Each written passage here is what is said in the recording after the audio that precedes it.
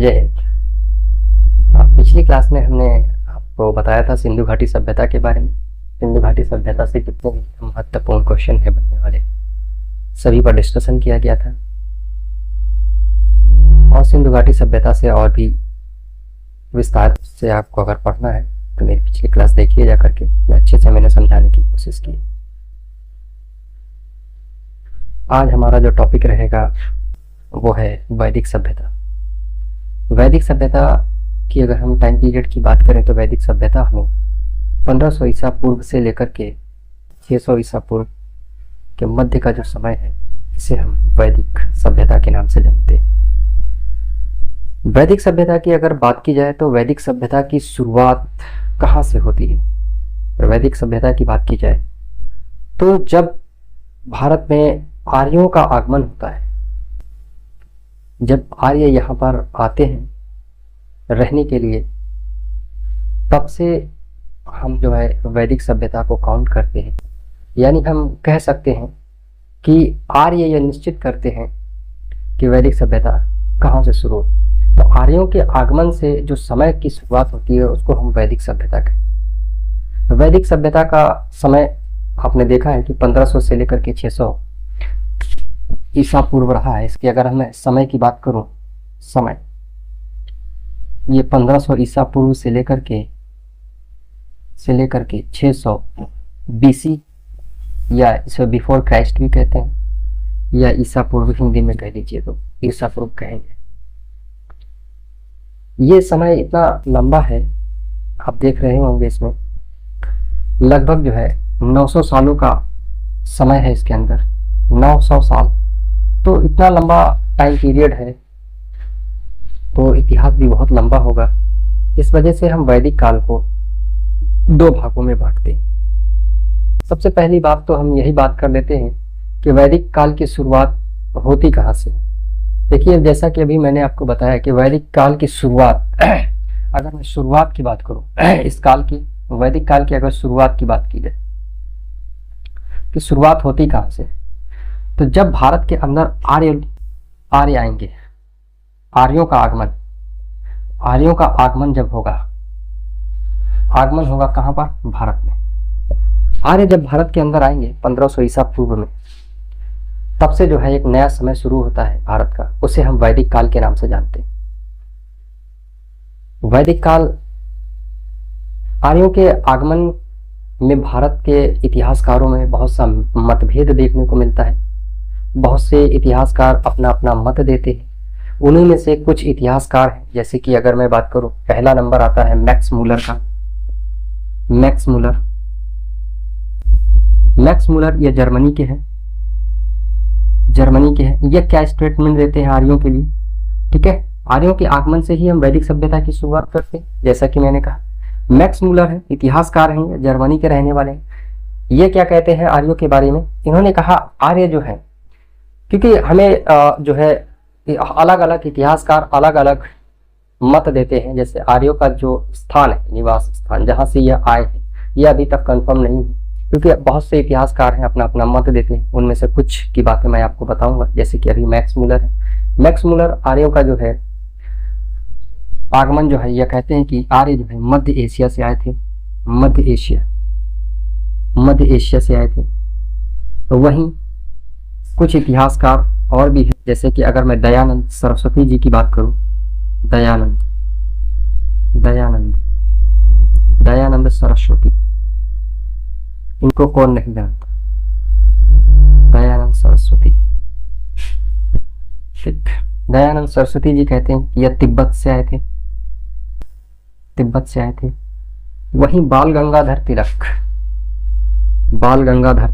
लाल बाल पाल, गरम दल के नेता, ठीक है, बाल गंगाधर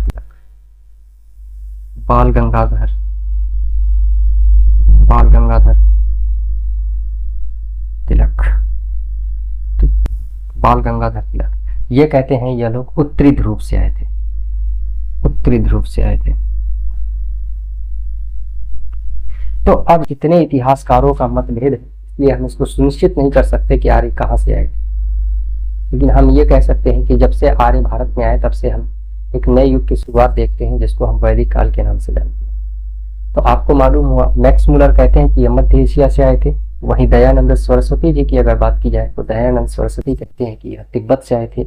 वहीं अगर बाल गंगाधर तिलक की बात की जाए तो बाल गंगाधर तिलक कहते हैं यह उत्तरी ध्रुव से आए थे।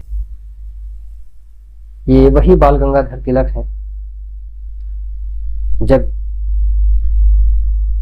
गर्म दल की बात होती है तो उसमें से 3 लोग छाटे जाते हैं, मेन नेता, जिसमें से एक बाल गंगाधर तिलक भी होते हैं। और इस गर्म दल के 3 नाम दिए जाते हैं, लाल, बाल और पाल। लाल से लाला लाजपत राय, बाल से बाल गंगाधर तिलक और पाल से बिपिन चंद्र पाल। ये 3 नेता थे। उन्हीं में से एक बाल गंगाधर तिलक जो आर्यों की बात करते हैं। तो जब आप आर्यों के विषय में पढ़ना शुरू करते हैं तो आप एक मत देते हैं कि हो ना हो आर्य उत्तरी ध्रुव से आए होंगे। चलिए, ये तो रही हमारे इतिहासकारों की बात। आगे हम बात करते हैं। ये तो हो गई कि आर्य कहाँ से आए थे। अब आर्यों के बारे में थोड़ा सा पढ़ना शुरू करते हैं, क्योंकि देखिए, कोई भी बाहर से जब व्यक्ति आता है और आपके देश में आएगा तो बहुत सी संस्कृतियां, बहुत सी भाषाएं, बहुत सी वेशभूषा, बहुत सा कल्चर लेकर के आपके भारत में आएगा या आपके देश में आएगा। कोई भी होगा। जैसे कि अगर हम बात करें वो मॉडर्न युग की, अभी अगर मैं भारत के मॉडर्न युग की बात करें तो आप अगर आज से 10 साल 15 साल पीछे चले जाएं तो आपको फैशन में इतना ज़्यादा अपडेट नहीं देखने को मिलेगा जितना अपडेट आज सोशल मीडिया प्लेटफॉर्म्स हो रखे हैं। पूरा का पूरा भारत की अगर बात की जाए तो भारतीय संस्कृति को कहीं ना कहीं बिल्कुल धूमिल सा कर देता है ऐसी सोशल मीडिया। जो भारत की संस्कृति है आप पाएंगे कि कहीं खो सी गई है। अब वो भारत की संस्कृति भारत में नहीं देखने को मिलती। आप भारत में एक संस्कृति देख रहे हैं, ये जो वर्तमान संस्कृति आप देख रहे हैं, चाहे वो पहनावे की हो, चाहे वो बोलचाल की हो, चाहे वो उठने बैठने रहन सहन की हो, वो अलग बात है कि आप अपने आप को मॉडर्न बोलें, आप अपने आप को शिक्षित बोलें, लेकिन एक बात याद रखें, आप शिक्षा के एवज में, यानी शिक्षा का पर्दा डाल करके आप भारत की संस्कृति को छुपाने की कोशिश कर रहे हैं। यह बड़ी विडंबना है भारत की, क्योंकि यह सोशल मीडिया प्लेटफॉर्म ज्यादातर पश्चिमी देशों के हैं। इस वजह से भारत की जो संस्कृति है लगभग वेस्टर्न कल्चर को अपनाती चली जाती। और एक समय ऐसा आएगा कि यह पूर्ण रूप से पूरा का पूरा वेस्टर्न कल्चर को ही अपना लेगा और भारतीय संस्कृति खोकर रह जाएगी। हालांकि अगर बात की जाए वेस्टर्न कल्चर की, तो जो वेस्टर्न कल्चर को अपनाने वाले लोग थे, आज उनमें भारतीय संस्कृति के प्रति जो लुभावनापन दिखता है, भारतीय संस्कृति के पीछे किस तरीके से वो लोग अपना वक्त दे रहे हैं, समय दे रहे हैं, वो भारतीय संस्कृति को अपनाते जा रहे हैं और आप वेस्टर्न कल्चर को अपनाते जा रहे हैं। विचार करने का विषय है।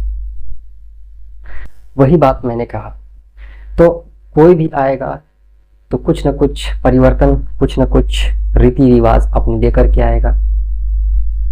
तो जिनको वो रीति रिवाज अच्छे लगते वह फिर अपनाए जाते और एक नई, हम कह सकते हैं कि सभ्यता का विकास हो जाता है। उसी पर मैंने अभी यह बात कही थी। तो उसी प्रकार से आर्य आएंगे भारत के अंदर तो कुछ कल्चर, कुछ भाषा, कुछ संस्कृतियां अपनी लेकर के आएंगे जो भारत में छोड़ करके जाएंगे और वो अनवरत चलती रहे। देखते हैं वो कौन कौन से कल्चर हैं, कौन कौन से संस्कृतियां या हमारे भारत को देकर के गए। कोई भी आएगा, हम आगे की बात भी अगर इतिहास की बात करें, इतिहास सिर्फ पढ़ने का विषय नहीं है, इतिहास समझने का विषय है, इतिहास मंथन करने का विषय है। इतिहास आपको एक मार्गदर्शन देता है सही राह पर चलने का, सिर्फ पढ़ने का विषय नहीं। इतिहास से अगर सीखा जाए तो बहुत कुछ सीखने को मिलता है। वह गलतियां जो पूर्वजों ने की थी, इतिहास बताता है कि आपको अगर आगे अपने आप को बनाए रखना है, अपने आप की स्थिति को बनाए रखना है, तो जो गलतियां इन्होंने की है वो गलतियां आपको नहीं करनी चाहिए। सिखाता है इतिहास बहुत कुछ। आइए बात करते हैं आर्यों के बारे में। आर्य, ये तो हो गई आर्यों के आगमन की बात की, कहां से कौन है। ये मतभेद चलता चला आ रहा है और चलता चला रहा है, सबके अपने अपने मत हैं, लेकिन सबसे ज्यादा हम मान्यता देते हैं मध्य एशिया वाले। ये डाउट भी आपका क्लियर करते चलिए। तो मैक्स मुलर का जो मध्य एशिया का आगमन है उसको हम मानते हैं। आर्य कहां से आए थे, तो मध्य एशिया से। अब ऋग्वैदिक काल, वैदिक काल जो है, वैदिक काल जो है इसका टाइम पीरियड बहुत लंबा है। इस वजह से वैदिक काल को दो भागों में बांट दिया गया। एक बना उत्तर वैदिक काल, एक बना वैदिक काल, वैदिक काल, और एक बना उत्तर वैदिक काल, उत्तर वैदिक काल। दोनों में अंतर है। वैदिक काल और उत्तर वैदिक काल। वैदिक काल की अगर बात की जाए तो इसका समय आपको देखने को मिलता है 1500 ईसा पूर्व से लेकर के 1000 ईसा पूर्व। 1500 ईसा पूर्व से 1000 ईसा पूर्व का जो समय है उसे हम वैदिक काल कहते हैं। कुछ खास बातें हैं वैदिक काल के अंदर, उन्हें भी बात करेंगे। अगर उत्तर वैदिक काल की अगर बात की जाए, उत्तर वैदिक काल का जो समय है वह 600 1000 से लेकर के 600 ईसा पूर्व, 600 ईसा पूर्व का मध्य का जो समय है उसे हम उत्तर वैदिक काल के नाम से जानते हैं। बात करें अगर वैदिक काल की, तो वैदिक काल का एक उपनाम भी है, उपनाम, इसे हम ऋग वैदिक काल भी कहते हैं। ऋग वैदिक काल, इसे हम ऋग वैदिक काल भी कहते हैं। ऐसा क्यों कहा गया कि ऋग वैदिक काल? तो आपने पढ़ा होगा, आपके पास 4 वेद है, ऋग्वेद, यजुर्वेद, सामवेद और अथर्ववेद। ये 4 वेद, ऋग्वेद, यजुर्वेद, सामवेद और अथर्ववेद। सबसे पुराना वेद ऋग्वेद, सबसे नया वेद अथर्ववेद। तो 4 वेद है। तो जो ऋग्वेद है ना भैया, वो वैदिक काल में बना है, वैदिक काल में लिखा गया। ऋग्वैदिक काल, ऋग्वेद। अगर ऋग्वेद की बात की जाए तो ऋग्वेद की जो रचना है यह वैदिक काल में की गई, इसलिए वैदिक काल को हम ऋग्वैदिक काल भी कहते हैं। अगली बात करें अगर उत्तर वैदिक काल की, तो बाकी जो 3 बच रहे हैं, यजुर्वेद, यजुर्वेद पहला, दूसरा बचता है ऋग्वेद, सामवेद, सामवेद, तीसरा है अथर्ववेद, अथर्ववेद, अथर्ववेद। ये 3 वेद आपके जो बचते हैं ये उत्तर वैदिक काल में बने। फिलहाल आज का हमारा जो टॉपिक रहेगा वो वैदिक काल। वैदिक काल में क्या क्या था, क्या नहीं था, इसके बारे में हम जानकारियां लेंगे थोड़ी सी। अगली क्लास में हम उत्तर वैदिक काल के बारे में बात करेंगे। फिलहाल हम फटाफट वैदिक काल की बात कर लें कि वैदिक काल में क्या क्या चीजें थी, क्या क्या नहीं थी। उससे पहले हम थोड़ा सा आर्यों के बारे में जानना चाहेंगे। आर्य जब आए तो हमने कहा संस्कृतियां लेकर के आए होंगे। अगर भाषा की बात की जाएगी, भाषा, आर्यों की जो भाषा है, आर्यों की जो भाषा है वह कैसी भाषा है? भाई अभी मैं आपको पढ़ा रहा हूं, यह भाषा कौन सी है? यह हिंदी भाषा है। यदि मैं पंजाब का होता तो मैं पंजाबी बोलता, यदि मैं पश्चिम बंगाल का होता तो शायद मैं बांग्ला में पढ़ा रहा होता, यदि मैं तमिलनाडु का होता तो शायद आपको मलयालम या कन्नड़ में पढ़ा रहा होता, तमिल में सॉरी पढ़ा रहा होता। तो भाषा का बहुत फर्क पड़ता है। हालांकि हिंदी भाषा एकमात्र ऐसी भाषा है जो भारत की लगभग 70 या 80% जनता हिंदी भाषा समझती है। यह तो महात्मा गांधी ने भी इस बात को माना था कि भारत को जोड़ने के लिए जब आंदोलन किए जा रहे थे तो महात्मा गांधी ने इस बात को कहा था कि भारत को जोड़ने के लिए यदि कोई भाषा बनी है, यदि समस्त भारत को एक अटूट बंधन में बांध सकने वाली अगर कोई भाषा है तो वह भाषा सिर्फ और सिर्फ हिंदी है। तो जैसे मैं अभी आपको हिंदी में समझा रहा हूँ, ये जो मैं भाषा का प्रयोग कर रहा हूँ यह हिंदी है। इसी प्रकार से आर्य जब आए तो यह भी किसी भाषा का प्रयोग करते होंगे, वह भाषा थी संस्कृत। संस्कृत भाषा कौन सी लेकर के आए आपके भारत में? यह संस्कृत भाषा लेकर के आए। अच्छा, जब कोई आता है तो और भी संस्कृतियां लेकर के आता है। जैसे अगर व्यवसाय की बात की जाए, व्यवसाय व्यवसाय क्या रहेगा इनका? पशुपालन, पशुपालन और कृषि। पशुपालन और कृषि। आर्य कृषि को कम महत्व देते हैं जबकि पशुपालन को ज्यादा महत्व देते हैं, क्योंकि आर्यों का जो खान पान है लगभग आधे से ज्यादा दूध पर निर्भर है। इस वजह से यह पशुपालन को ज्यादा महत्व देते हैं। आइए और बात करते हैं। अगर व्यवसाय को महत्व देना है तो पशुपालन को। ठीक, आगे बात करते हैं। समाज कैसा है इनका? समाज समाज यहां बदल जाता है। मैंने कहा कि जब समय बदलता है तो चीजें बदल जाती हैं। इससे पहले अभी मैंने बताया जैसे भारत के बारे में, तो भारत का कल्चर किस प्रकार से बदल रहा है, उसी प्रकार से इससे पहले सिंधु सभ्यता थी। सिंधु सभ्यता जब थी तो आपने देखा था समाज मात्र सत्तात्मक था, यानी घर में यदि कोई प्रधान थी तो वह होता थी। लेकिन अब जैसे ही आर्यों का प्रवेश हुआ भारत में, यह समाज बदल गया। अब यह समाज पितृसत्तात्मक हो गया। पितृसत्तात्मक, सत्ता, यानी कि अब घर में माता का नहीं, पिता मुखिया रहेगा, अब माता नहीं। आपने देखा कि सिर्फ अभी 2 काल बदले हैं, सिंधु 2 सभ्यताएं बदल गई। सिंधु सभ्यता, अब आप पढ़ रहे हैं वैदिक सभ्यता। दोनों में अंतर है। जब सिंधु सभ्यता के समाज की बात होगी तो वहां मात्र सत्तात्मक रहेगा, और जब वैदिक सभ्यता की बात होगी तो यहाँ पितृ सत्तात्मक हो जाएगा। आपके लिए अभी क्वेश्चन रहेगा है और इसको बताइएगा। अभी जो मॉडर्न युग चल रहा है उत्तर प्रदेश में, यदि आप रह रहे हैं तो इसका जवाब आप अच्छे से दे सकते हैं। और नहीं, उत्तर प्रदेश वालों के लिए कहना, यदि उत्तर प्रदेश की बात की तो उत्तर प्रदेश में वर्तमान समय में किस प्रकार का समाज आप देख रहे हैं? यह मात्र सत्तात्मक देख रहे हैं या पितृ सत्तात्मक देख रहे हैं?